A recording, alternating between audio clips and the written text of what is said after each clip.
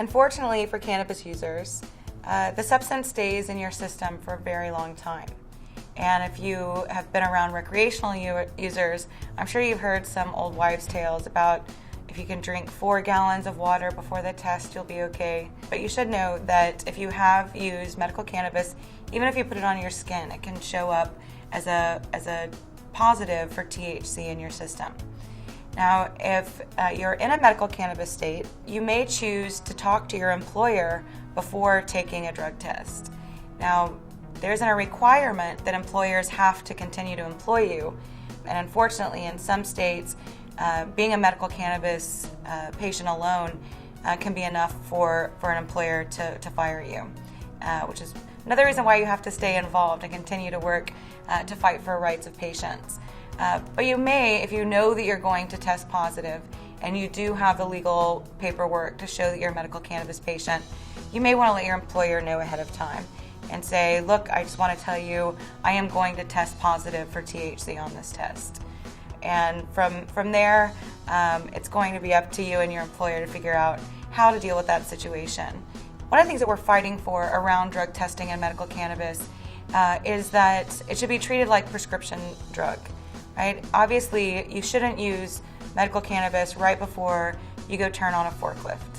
Right? The same would be true of saying, don't take a handful of opiates before you run a crane.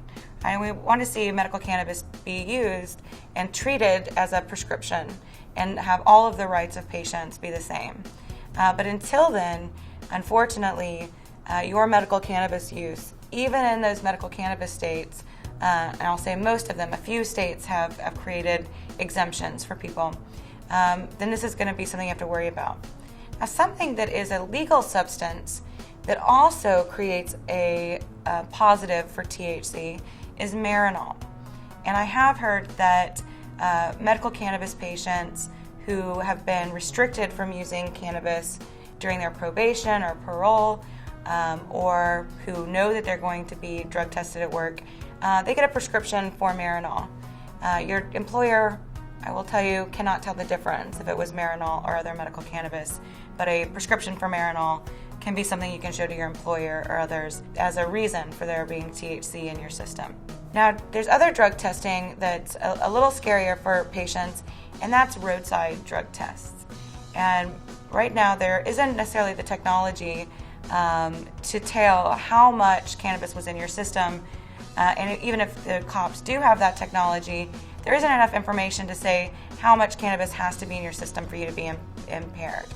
So if you have been using cannabis, I would suggest not driving. If you are using cannabis medically, I would also suggest that you not use it in your car, even if it's parked.